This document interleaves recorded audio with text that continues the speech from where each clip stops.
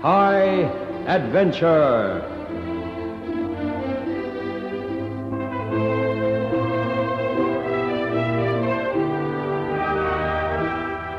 Tonight's exciting story by Ron Evans is called Flight 603.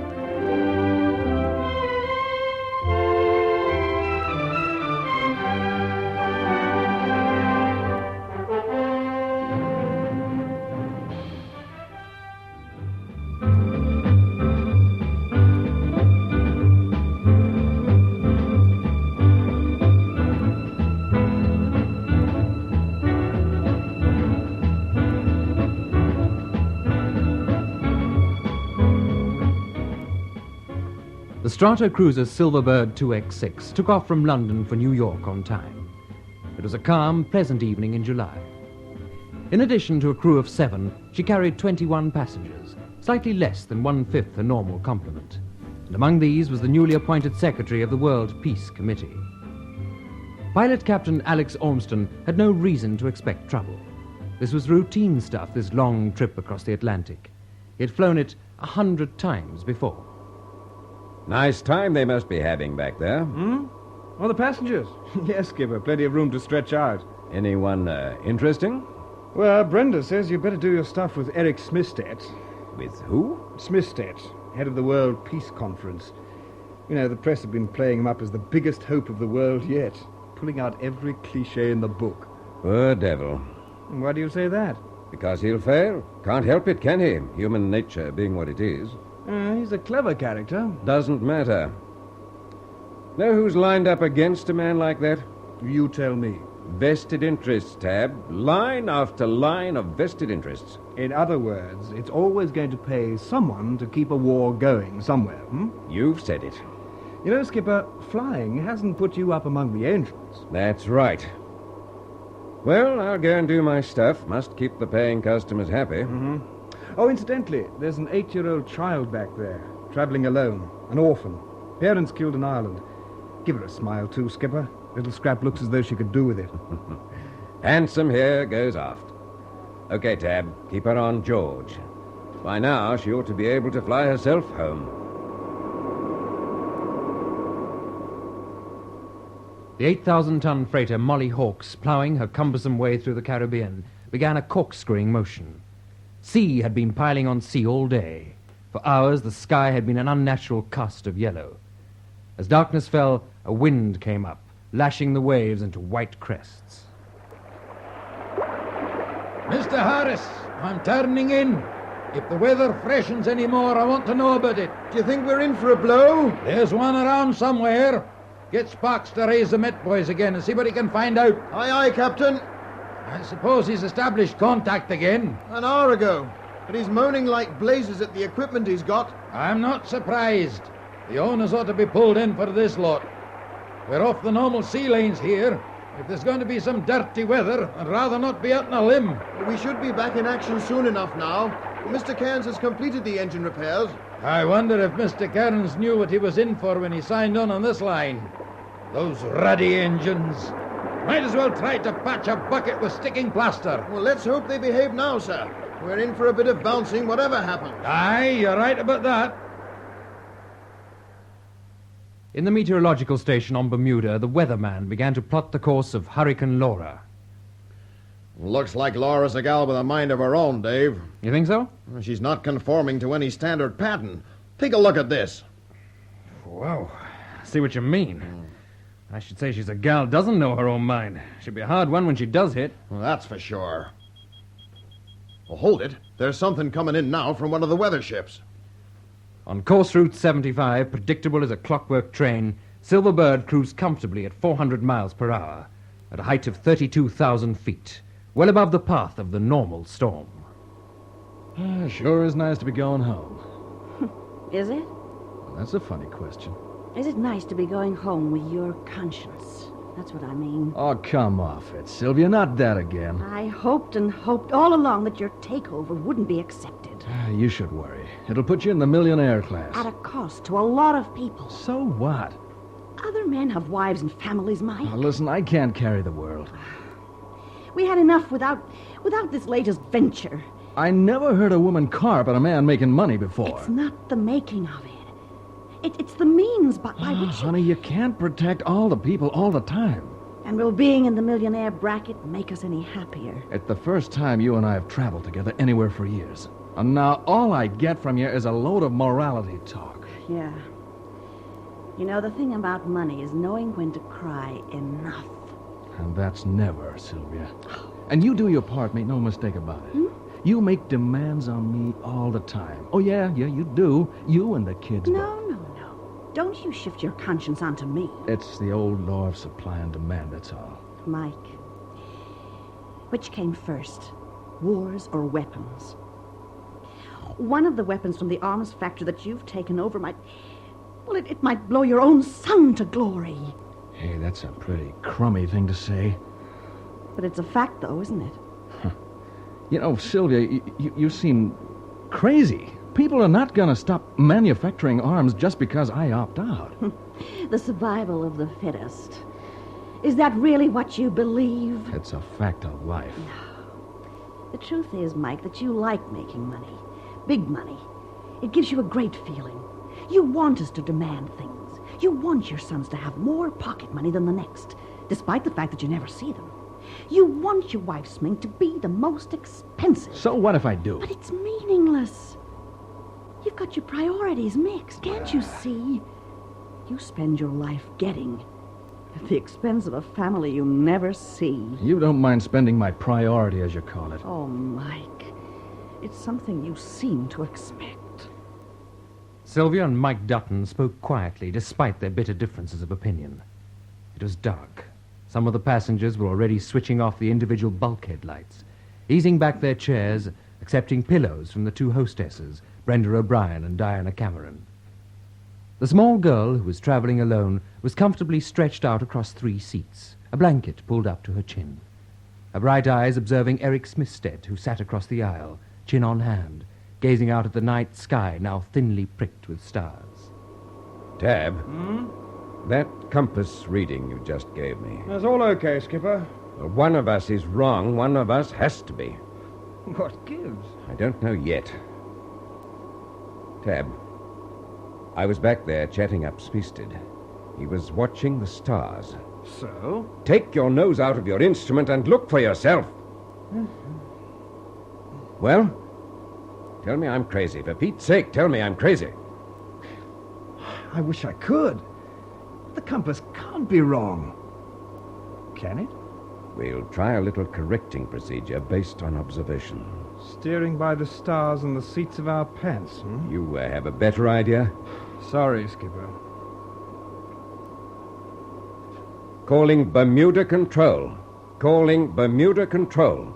This is Air World Flight 603. Do you read me? Bermuda Control to Air World Flight 603. I read you loud and clear. That's good. Bermuda Control, because we seem to be having a little trouble up here. Compass jammed. Would you give us a reading?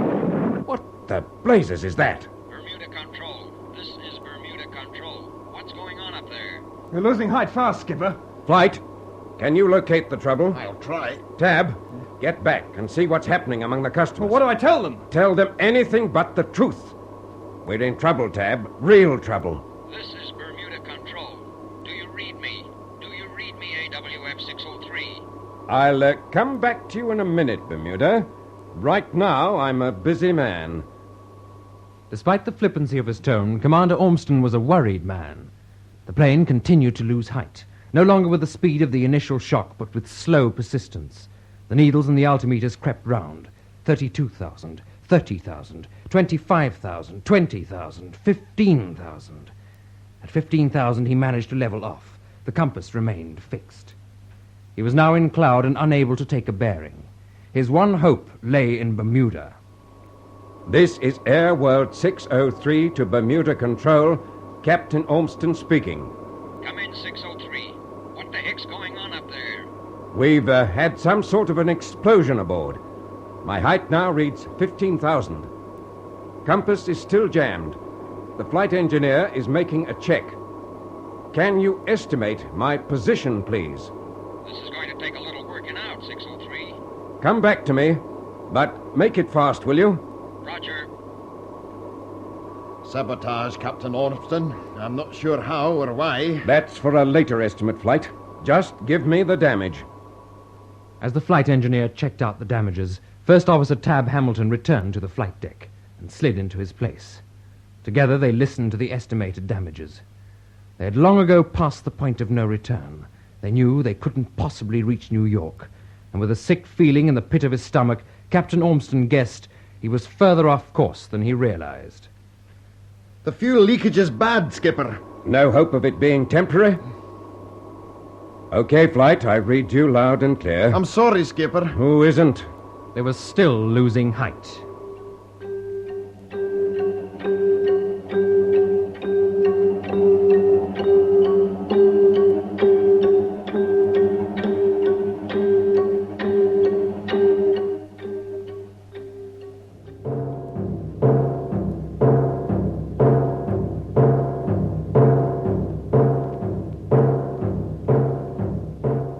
Flight 603 still had contact with Bermuda Control, but the possibility of landing in Bermuda had to be ruled out. Fuel would not permit it, and the Stratocruiser had lost much of her maneuverability. Ormston called the cabin crew to the flight deck and put them in the complete picture. He then requested them to return aft and reassure the passengers that everything was under his control. And he thanked heaven those passengers could not sense the terror that gripped him. The aeroplane began to buffet as she flew into the storm path. The command to fasten seat belts blazed above the bulkhead. I guess we're in a pretty serious jam, Mike. Yeah. Kind of cut you down to size, don't it? Scared, honey? I'm out of my wits. Don't worry. The captain's got everything under control. It's okay, darling. I don't need soothing syrup. Listen, there's a little girl back there. What say we ask the hostess if she could take this spare seat with us? Yeah, I'll get her. And if it's any use to you, I'm scared, too. Oh, hon. Scared of blazes. What is it? Why are we being Hey. thrown about so badly? You're right. Hey, Mike, it's getting worse. Let's get that kid along with us, huh? What's our height, Tab? 10,000. Wind velocity? Anemometer readings erratic, Skipper. Flight, what would you give us for staying afloat if I can put her down on the water? 3 minutes, maybe 5, depending on height of waves. Maybe nothing. Have we any option? No option, Flight. No option at all. This is AWF603 to Bermuda Control. Do you still read me? We're still with you, Captain Ormston, and we're staying that way. That's fine, Bermuda. I am now flying at 10,000 feet, but I don't know how long I can maintain that height. We're getting a good deal of buffeting. I'd like to know the state of the sea right now. The sea's pretty bad in your area. What have you in mind? I request a ditching heading, Bermuda. Captain Ormston, this is the Chief Control Officer, Bermuda Control. Any alternative? Negative. We'll give you the heading and put you directly onto the Met buoys. We shall alert any shipping in your immediate area to stand by. And good luck, Captain.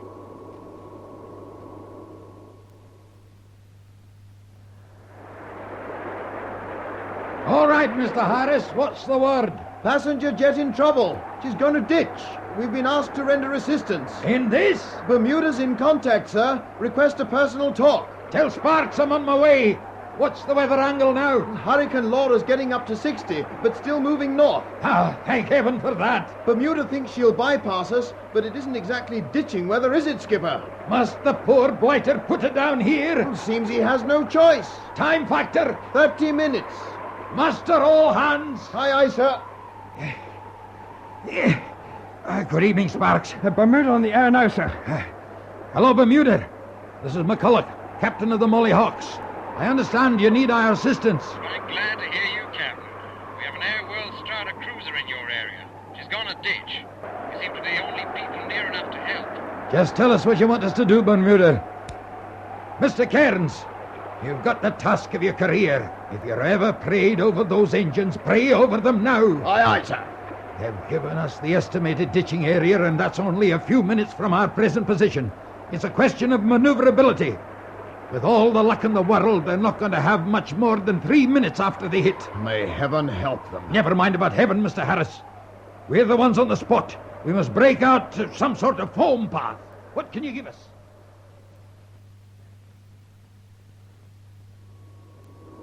Tab, give me that microphone.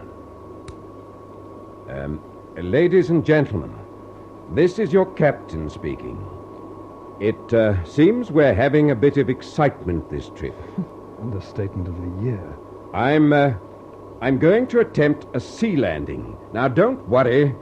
This is all a part of rehearsed procedure. Who are you kidding? But it does rely on your absolute cooperation. Please obey without question anything, and I repeat, anything the crew may ask you to do. There is a ship standing by to assist us and take us off. I'm sending the first officer back to speak to you. Thank you, and good luck. Sylvia half turned in her seat to look at her husband. Neither could say what they thought because of the child now sitting between them. They were fully aware they might only have a few minutes of life left. First of all, ladies and gentlemen, I'm not going to fool you. This is a tricky operation and the weather's against us. On the credit side, we have the best and most experienced captain in Airworld's fleet. What we have to do now is remove everything liable to break loose on impact. And I mean everything. Handbags, briefcases, parcels. All light luggage, however small and insignificant you may think it. I'm also going to suggest you take off your shoes. The stewardesses will start collecting the gear now. Mike, will we come down very hard? Yeah, I'm afraid so. The hostesses will hand you pillows, and when you get them, crouch forward in your seats and push your heads down into them. As Tab Hamilton gave instructions, the passengers proceeded to pile up shoes and hand luggage for the stewardesses to remove. Sylvia Dutton gripped the older woman's hand so hard, Sylvia's rings bit into her flesh. On the flight deck, Ormston now had direct contact with the Molly Hawks. Can you give me the height and period of waves down there? Captain McCulloch, sir. 10, 13 feet. 2-minute intervals. Wind's abating a little, but I'd still put it down at 45. I'm going to try to ditch across the swell and get the passengers out across the wings. Can you pick up the foam path? I'm still trying. Mr. Cairns, I want this ship lit up like a ruddy Christmas tree. Mr. Harris, that foam path's inadequate. Break out more drums with lights inside. Aye, aye, sir. Captain Ormson, let me know the minute you pick us up. We've boats and rafts at the ready. I'll give you a countdown. If he can't see us now, he'll never see us. If he's going to ditch, I wish he'd ditch. I'm not happy about this. Shut up, Mr. Harris. Aye, aye, sir. Do you think they've a chance? The deceleration forces on ditching beggars description. If they hit a wall of water, that's it. That means a pilot must have the judgment of heaven. It does, Mr. Harris, it does. As they hit the water, they bounce off the sudden check. And on re-entering the water, although they're still traveling at the fair speed, they'll be brought to an immediate halt. I don't have to tell you what that means. The deceleration smashes everything to blazes. Anything not firmly secured is likely to be flung forward, and even chairs with their occupants may be torn from their mountings. Injuries may be severe. On impact, the fuselage is almost certain to be stove in. You want me to go on? You sound as if you're quoting. I am, from a flying manual. If the fuselage is stove in, there'd be an onrush of water. You're quite right, Mr. Harris. With immediate failure of light. Flotation period? Your guess is as good as mine, Mr. Harris. My guess is there won't be any. There's going to be. There has to be. There are 28 people inside that aircraft, Mr. Harris. If you're convinced they're doomed, I would be obliged if you'd keep your sentiments to yourself. AWF 603 to the Molly Hawks. I see you well. Oh, thank heaven for that, Captain. How's the water, friend? Warm enough temperature-wise. She's abated a little. Swell's still running high, but I give the braking period 2¼ minutes now. Thank you, Captain. I won't be talking again before we hit. We'll finish the conversation aboard then, Skipper. I carry the best whiskey in the world. Roger. Roger, and good luck. Break out the boats, Mr. Harris. Aye, aye, sir. Silverbird listened once more to Bermuda Control, and it seemed to Ormston that Bermuda was throwing every instruction in the book at him. We've jettisoned everything we can, Skipper. Roger. Freeze fuel. Fuel frozen. Tab. Skipper? Everything secure back there? All secured. That kid. She's okay, Annex, don't worry. Stewardesses. No panic, they've got the drill. Flight. Buckle yourself in the cabin and stand by to open the emergency exits. Roger. Now, Tab, we've work to do. The men on the deck of the Molly Hawk saw the lighted Stratocruiser come out of the air with a terrifying swiftness. On the water, easily lit now by the makeshift foam path, life rafts rose up and down to the fierce swell, while the men in the lifeboats waited on the surface of the water, themselves hazarding their lives almost in the path of the fated aircraft. There wasn't a man in the Molly Hawks and the shore-based Met Station or Bermuda Control who wasn't praying at that moment, however he prayed. Sylvia, Yeah? I just wanted you to know that what you said made sense. It's going to be all right, Mike. It has to be. Sure, it's gonna be all right. Hang on to the kid, Mike. I've gotta. We're all gonna hang on together, aren't we, honey? This is it, Tab.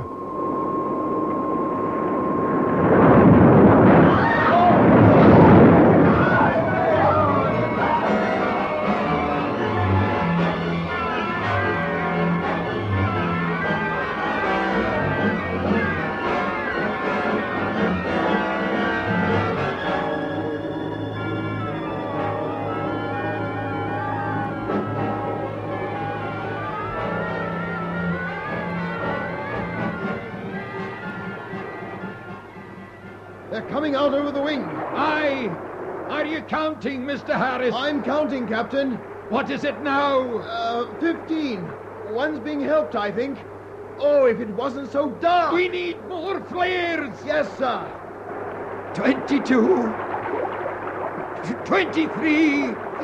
Can't they move faster? If they panic on those wings.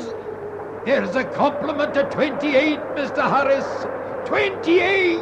She's going under fast. 25. 26. She's going to plunge. 27. 27. She's going. Tell them to get those bolts clear before they get caught, Mr. Harris. Get away. She's going. 28. He's on the wing. He's jumped for it. Break out the whiskey, Mr. Harris. Aye, aye, sir.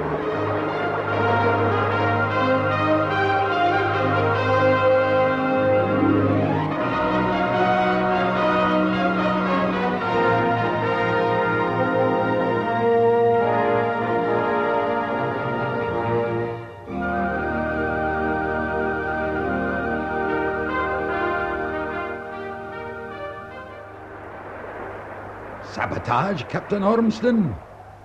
In the name of fortune, why? Who knows? Some nut. Maybe they were warmongers after the head of the World Peace Commission. Or maybe they were peace advocates after the arms manufacturers. Either way, it was useless. All that happened was that 28 people lived this fear up there. I can taste it still. You did a magnificent job, Captain. I did a job, that's all. It's harder to be responsible for life than it is to destroy it. Saboteurs should remember that. Oh, here you are, Harris. Help yourself, man. You've earned it. Thanks, Skipper. Now I've the chance. There's a question I want to ask you, sir. Go ahead. You quoted me a lot of stuff from a flying manual. Do you read such things? Normally I don't, Mr. Harris. But we had one lying around at home. Oh? The flight engineer of 603 is my son, Mr. Harris. You might say I had a very personal interest.